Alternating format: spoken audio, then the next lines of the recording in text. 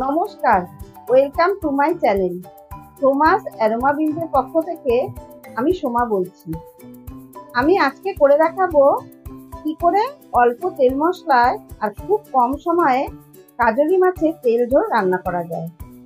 আমার শাশুড়ি মা ঠিক এইভাবেই কাজলি মাছের তেল ঝোল রান্না করতেন, আর সেটাই আজকে আমি আপনাদের সাথে শেয়ার করব।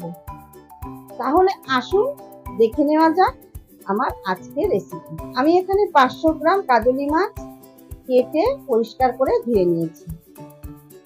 এবারে ওই মাছের মধ্যে দিয়ে দেব পরিমাণ মতো হলুদ গুঁড়ো, পরিমাণ মতো লবণ, 1 চামচ জিরের গুঁড়ো, 2 চামচ কাঁচা লঙ্কা বাটা, 1/2 চামচ কাশ্মীরি লঙ্কার গুঁড়ো, আর দেব সামান্য একটু চিনি আর 1 চামচ সর্ষের তেল।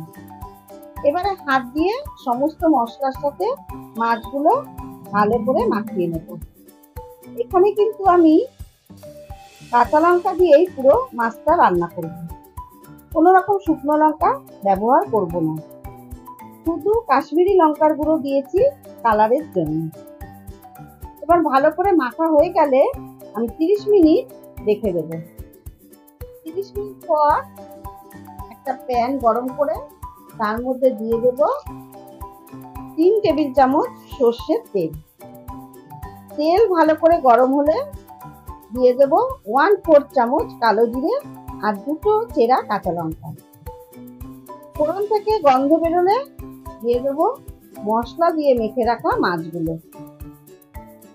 মাছগুলো দিয়ে স্প্যাচুলা দিয়ে আলতো হাতে একটু নেড়েচেড়ে মিডিয়াম টু হাই ফ্লেমে আমি 3 মিনিটের জন্য কুক হতে দেব।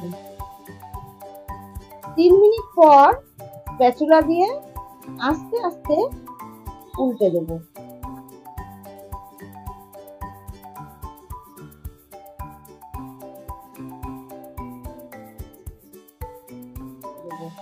আর সামান্য একটু বাটি ধোয়া জল দিয়ে আবার 2 মিনিট কুক হতে দেব। 2 মিনিট পর একটু প্যানের হ্যান্ডেল ধরে নেড়ে দেব। এবারে মাছ থেকে তেল ছেড়ে গেছে, দিয়ে দেব পরিমাণ মতো উষ্ণ গরম জল দিয়ে এবার স্প্যাচুলা দিয়ে একটু নেড়ে চেড়ে দেব। আর দেব 6টা চেরা কাঁচা লঙ্কা। এবারে 3 থেকে 4 মিনিটের জন্য ঢেকে দেব মিডিয়াম ফ্লেমে। 4 মিনিট পর ঢাকনা তুলে আলতো হাতে আবার স্প্যাচুলা দিয়ে একটু নেড়ে দেব। নেড়ে চেড়ে গ্যাসের ফ্লেম অফ করে আমি 5 মিনিটের জন্য ঢাকনা দিয়ে ঢেকে রাখবো। 5 মিনিট পর ঢাকনা তুলে একটা পাত্রে ঠিক এইভাবে প্যান থেকে ঢেলে দেব। দেখুন মাছ কিন্তু সব গোটা রয়েছে, একটা মাছও ভেঙে যায়নি। আর এই মাছ এইভাবে রান্না করলে স্বাদ কিন্তু খুবই অসাধারণ হয়। আমার আজকের রেসিপি কাজলি মাছের তেল ঝোল একবার ট্রাই করে দেখুন, আশা করছি আপনাদেরও ভালো লাগবে। ভালো লাগলে আমার চ্যানেল সাবস্ক্রাইব করে পাশে থাকার অনুরোধ রইল, আর অবশ্যই বেলটাতে প্রেস করে অল নোটিফিকেশন অন করে রাখবেন, তাহলে নতুন নতুন রান্না খুব তাড়াতাড়ি আপনাদের কাছে পৌঁছে যাবে। আর লাইক, কমেন্ট ও শেয়ার করবেন। ধন্যবাদ।